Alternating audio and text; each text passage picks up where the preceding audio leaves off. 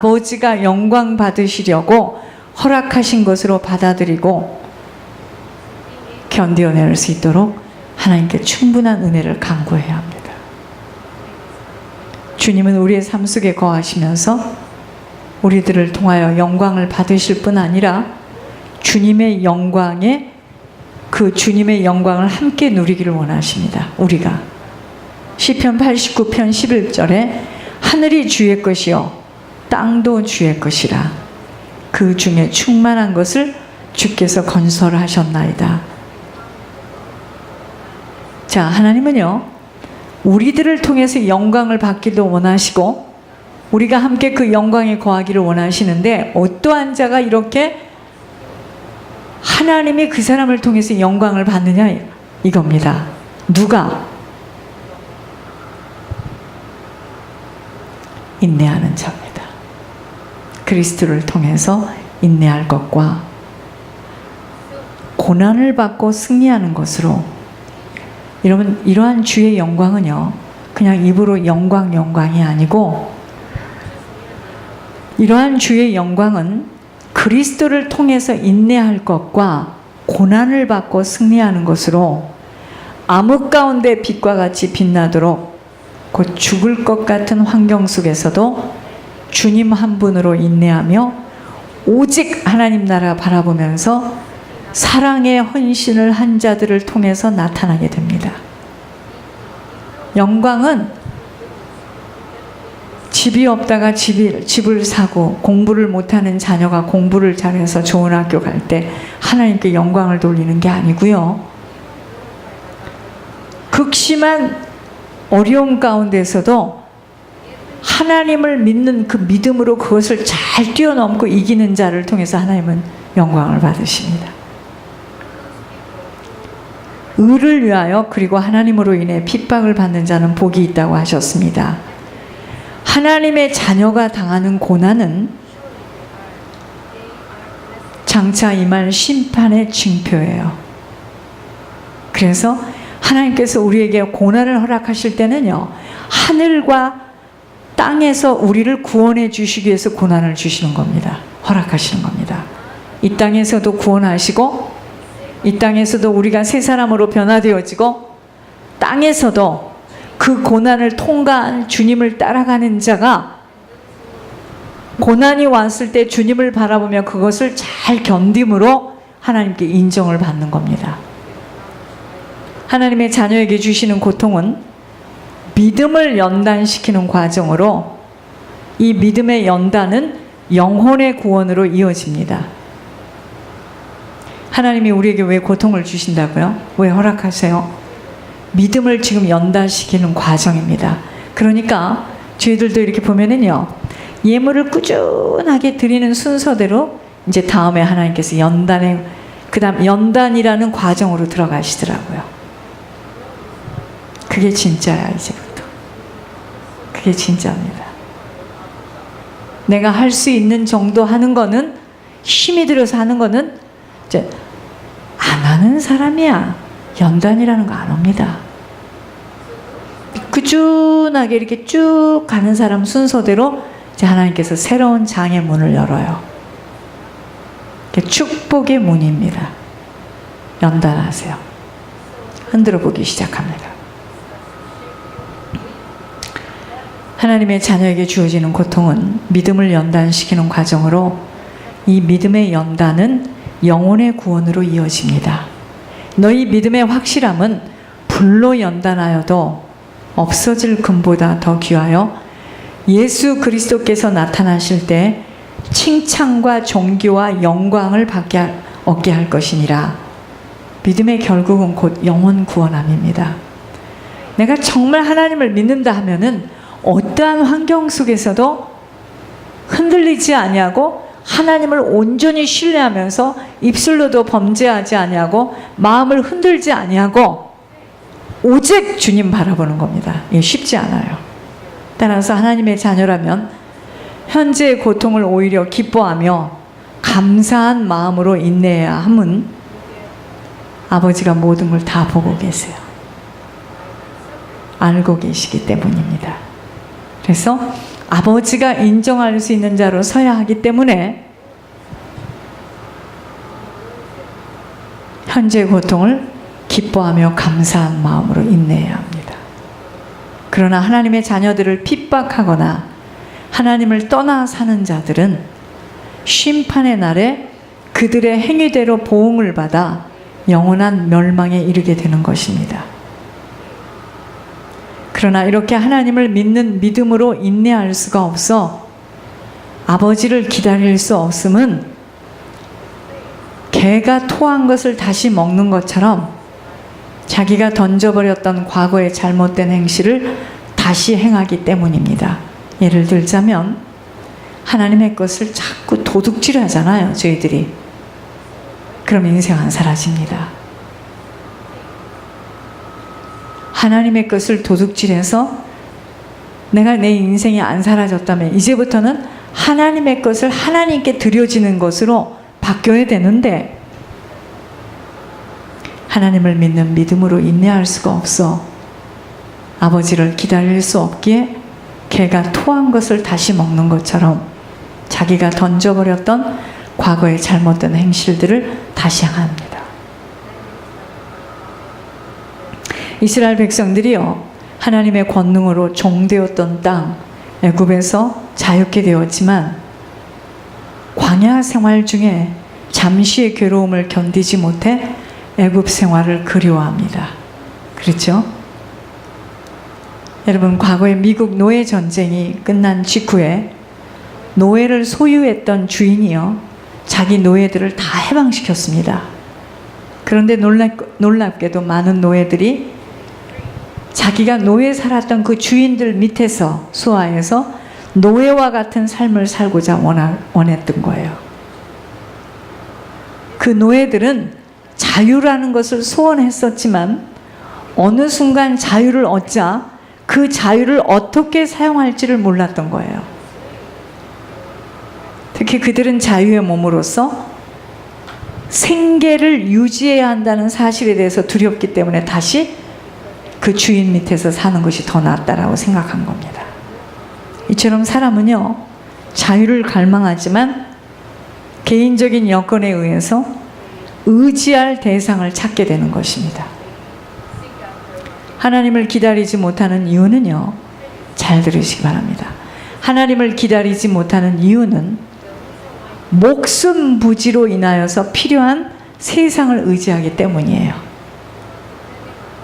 목숨 부지로 인하여 필요한 세상을 의지하기 때문에 하나님을 기다리지 못합니다. 어렵고 힘들어도 하나님의 것을 하나님께 드려야 되는데 계산을 해보니 하나님의 것이 나오지 않는다고 하나님을 기다리지 못하고 목숨 부지로 인하여 필요한 세상을 의지하고 세상 것을 먼저 관리하고 세상 것을 내야 된다고 세상 것을 내기 때문에 그러한 개인과 가정과 사업은 계속 악순환입니다.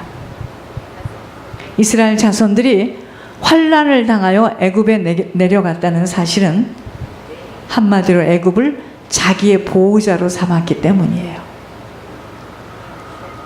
하나님의 백성이요, 하나님을 의지하지 않고 과거 자기들을 노예로 삼았던 나라로 다시 돌아가서 그들의 보호를 받는다는 것은 하나님을 부르며 제사는 드렸을지 몰라도 예배는 드렸을지 몰라도 주님을 의지하지 않았던 것처럼 우리들이 이 자리에서 똑같이 예배는 드리고 있었을지 모르나 하나님을 의지하지 못하게 되면 눈앞에 닥친 환난을 우선 피하고 보자는 의도로 자기에게 부딪힌 문제를 해결하기 위해서 적당히 세상과 타협하면서 자신의 행동을 합리화시키게 됩니다.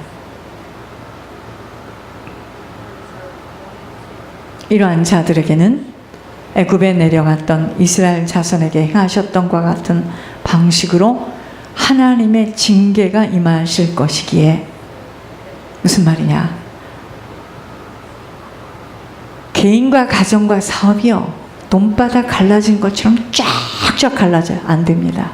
안 사라져요. 그게 징계입니다. 안 돼요. 사라져요. 하나님의 백성이 하나님을 의지하지 않고 과거 자기들을 노예로 삼았던 사람을 그 나라로 다시 돌아가서 그들의 보호를 받는다는 것은 하나님을 부르며 제사는 드렸을지 모르나 주님을 의지하지 않았던 것처럼 우리가 이 자리에서 똑같이 예배를 드리고 있을지는 모르지만 하나님 의지하지 못하게 되면 여러분, 하나님을 의지하고 의지하지 않는다는 게 뭘까요? 내가 지금 하나님을 의지한다, 나는 하나님을 의지하지 않는다, 무엇으로 할까요? 그것을 무엇으로 할까요? 여러분, 하나님을 의지한다 하면은요, 하나님 앞에 내 보물을 다 드리는 거겠죠. 나의 모든 걸 하나님 앞에 다 드리고 하나님이 나를 끌고 가시도록 하겠죠. 결국 물질입니다. 하나님을 의지하는지 내가 지금 세상을 의지하는지는 물질을 보면 안다 이 말이죠. 물질.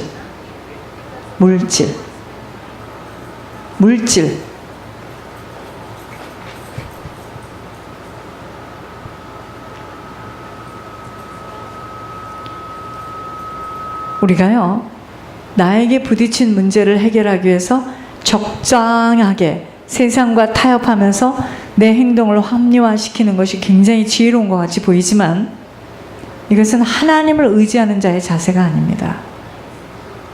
이러한 자들에게는 애굽에 내려갔던 이스라엘 자손에게 행하셨던 것과 같은 방식으로 하나님의 징계가 임하실 것이기에 안 사라져요. 오직 하나님 한 분 외에는 그 어느 것도 의지해서는 아니 되는 것입니다.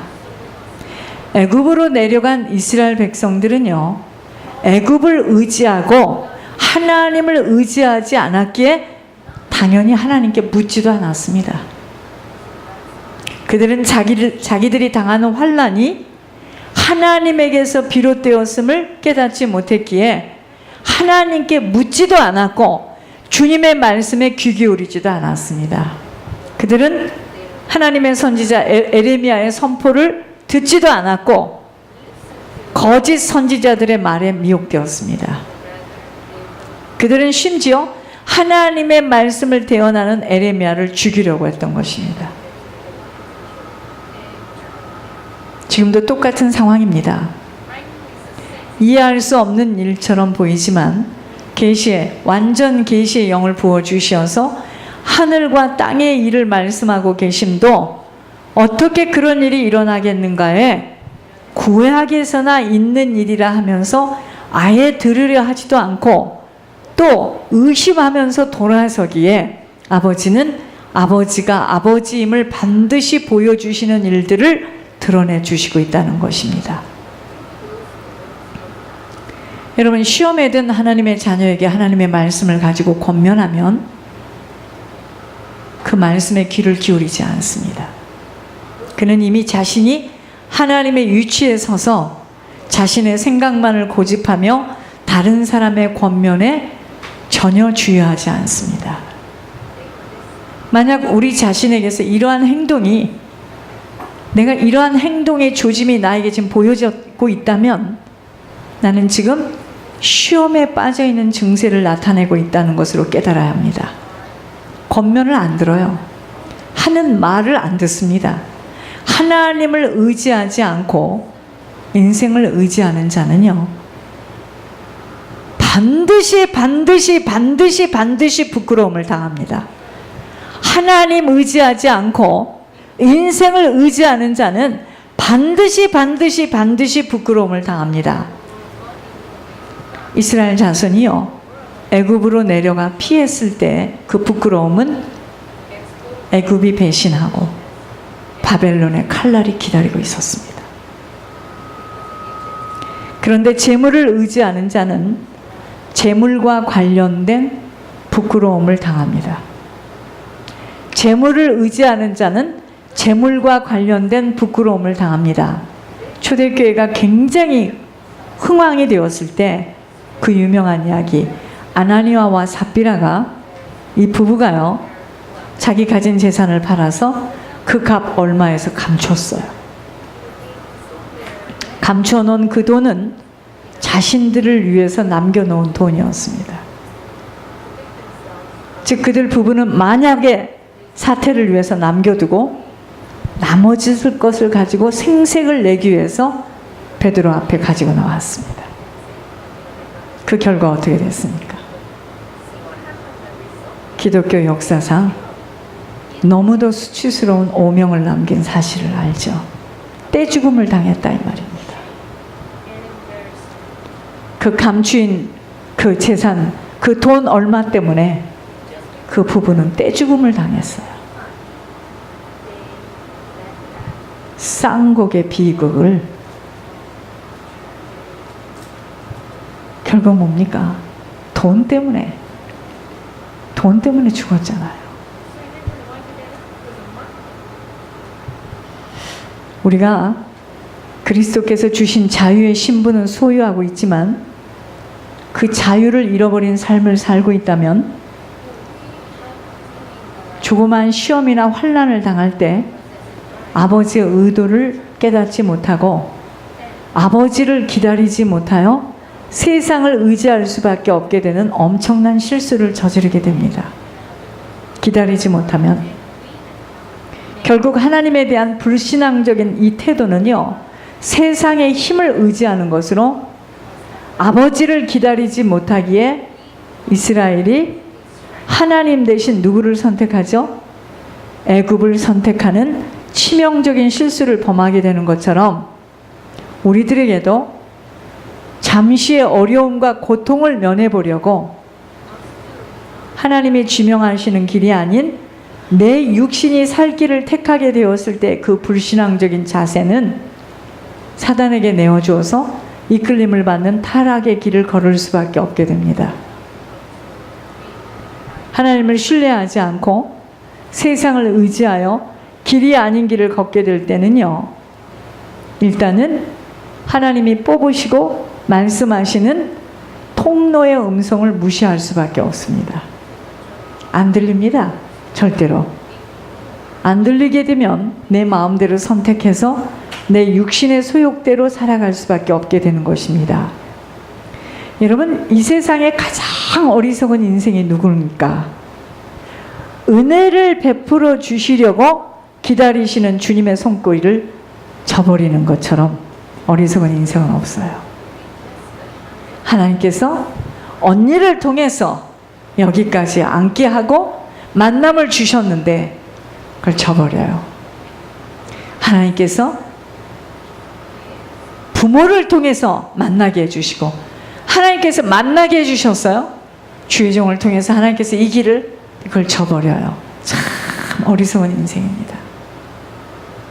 그게 기회예요. 기회. 우리의 마지막이 아버지의 시작임을 안다면 아버지가 우리를 긍휼히 여기시려고 아버지가 일어서시는 그 주님의 때를 기다릴 수 있어야 한다는 것입니다. 여러분, 아버지 일어나시면 모든 것은 아버지의 능력 때문에 이루어지는 기적과 이적을 보게 될 것이기 때문이에요. 아버지 일어나시면 이제 일 끝납니다. 반드시 아버지는 지금도 살아계셔서 우리들의 모든 것을 감찰하고 계십니다. 모르시는 것이 없어요. 주님은 반드시 우리들의 모든 것을 인도하고 계심을 믿는다면 아버지가 허락하지 아니하고서는 절대로 일어날 수 없는 그 모든 일들에 낙심을 한다거나 무서워하지 말고 잠잠히 아버지만을 바라야 합니다. 아버지만을 신뢰하면서 아버지가 나타나시도록 기다려야 하는 우리 모두입니다.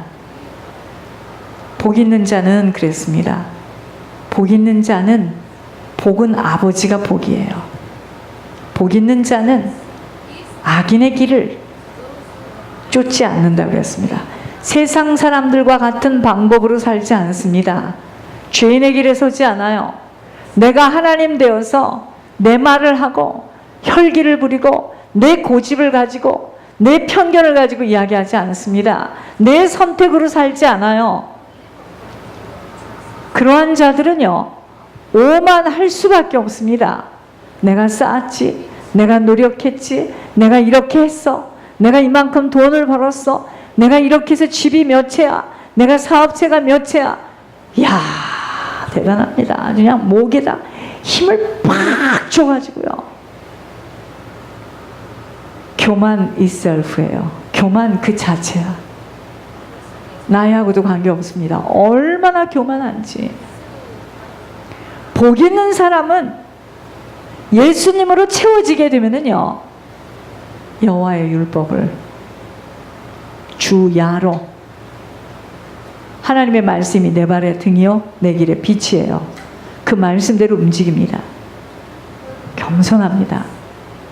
철저하게 자기 자신의 죄밖에 나타날 수밖에 없어. 자기가 얼마나 죄를 많이 지었는지, 죽을 자였구나, 이거밖에는 고백이 없습니다.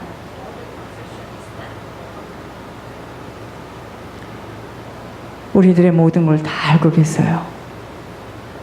잠잠히 아버지만을 바라며 아버지만을 신뢰하면서 아버지 나타나시도록 기다려야 합니다.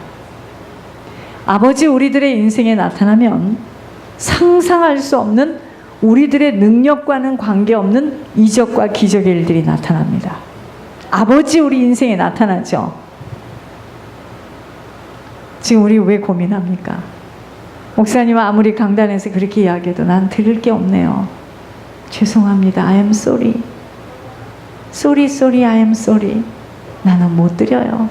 드리고 싶죠? 기다려 보세요. 나는 없습니다. 그게 아닙니다. 아버지가 하시는 일에 누가 하나님께 붙들려서 아버지가 하시는 그 일에 쓰임을 받느냐, 그 이야기지, 근원은 하나님이에요. 그 얘기 하세요. 근원은 하나님입니다. 아버지가 갖고 계세요. 아버지가. 그런데 맡길 수가 없어요. 그거 맡기면 그거 갖고 교만해서 패망에 이를까 봐 안 하십니다. 하나님.